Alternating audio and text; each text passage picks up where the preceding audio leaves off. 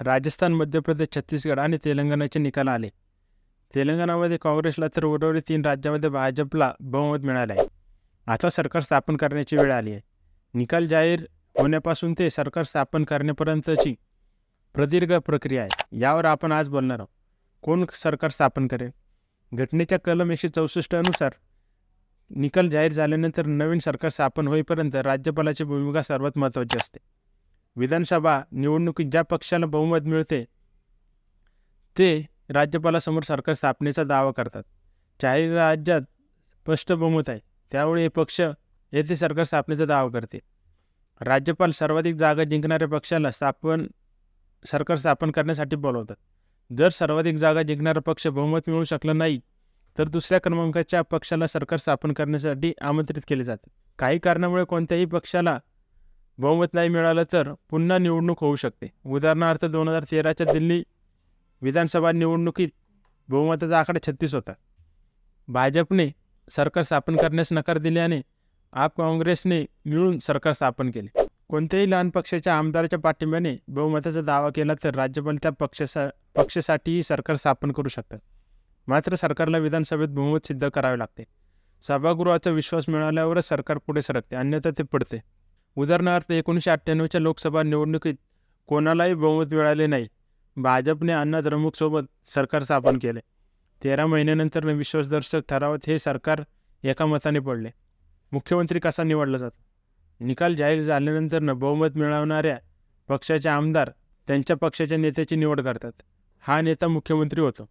राजकीय व्यवहारात सहसा पक्ष निवडणुकीपूर्वी मुख्यमंत्र्याची घोषणा करतो किंवा निवडणुकीनंतर हायकमांड मुख्यमंत्र्याचे नाव ठरवतो.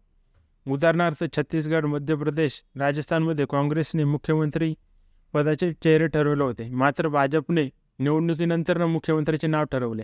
मंत्र्यांची निवड कशी होते? आमदार त्यांचा नेता म्हणजेच मुख्यमंत्री निवडतात. यानंतर मुख्यमंत्री राज्यातील मंत्रिमंडळासाठी मंत्र्याची निवड करतात. राज्यातील एकूण आमदारापैकी जास्तीत जास्त 15% आमदारांना मंत्री बनवता येते. मात्र मुख्यमंत्र्यासह मंत्र्यांची संख्या 12पेक्षा कमी नसावी. घटनेच्या कलम 164 अन्वये राज्यपाल मुख्यमंत्रीप्रमाणेच मंत्र्यांना शपथ देतात. मंत्री किती प्रकारचे असतात? राज्याच्या मंत्रिपरिषदेत प्रामुख्याने 3 प्रकारचे मंत्री असतात. 1 कॅबिनेट मंत्री, सरकारच्या महत्त्वाच्या विभागाचे प्रमुख आणि धोरणे बनवण्यात महत्त्वाची भूमिका बजावतात. 2 राज्यमंत्री, हे कॅबिनेट मंत्र्याशी संलग्न असतात. कॅबिनेट मंत्री त्यांच्या राज्यमंत्र्यांना अधिकाराचे शिष्टमंडळ वितरित करतात. 3 राज्यमंत्री, स्वतंत्र प्रभार, यांच्यावर कॅबिनेट मंत्री नाही, ते त्यांच्या विभागाचे सर्व निर्णय घेण्यास सक्षम असतात.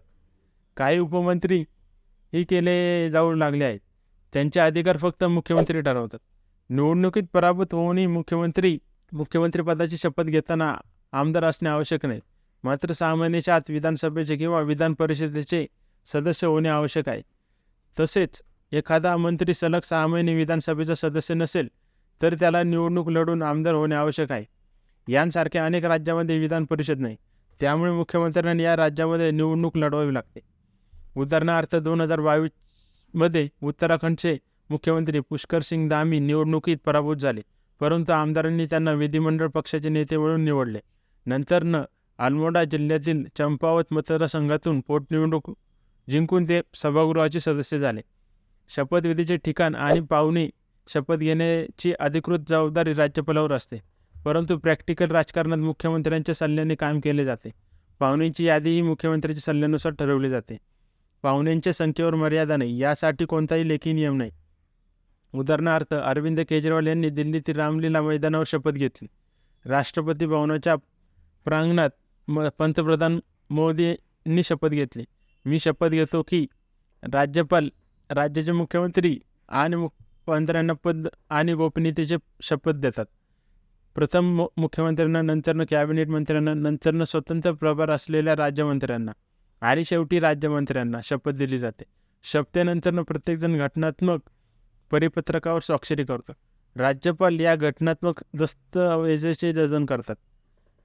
देवाच्या नावाने शपथ घेणे आवश्यक आहे का? राज्यघटनेच्या कलम 60 नुसार देवाच्या नावाने शपथ घेणे आवश्यक नाही. 2020मध्ये आप सरकारच्या शपथविधीवेळी मंत्री गोपाल राय यांनी स्वातंत्र्याच्या शहीदांच्या नावाने शपथ घेतली. 2023मध्ये कर्नाटकचे उपमुख्यमंत्री शिवकुमार यांनी शपथ घेताना त्यांचे आध्यात्मिक गुरु गंगाधराज्य यांचे नाव घेतले. काही वेळा उच्चार बरोबर नसल्यास राज्यावर पुन्हा शपथ घेण्यास सांगू शकतात. 2015मध्ये तेज प्रताप यादव यांना बिहारमध्ये पुन्हा शपथ घ्यावी लागली. तर ही माहिती कशी वाटली ते मला कमेंट करून नक्की सांगा आणि अशाच माहितीपूर्ण व्हिडिओ बघण्यासाठी आपल्या चॅनलला सबस्क्राईब करा. धन्यवाद. जय हिंद, जय महाराष्ट्र.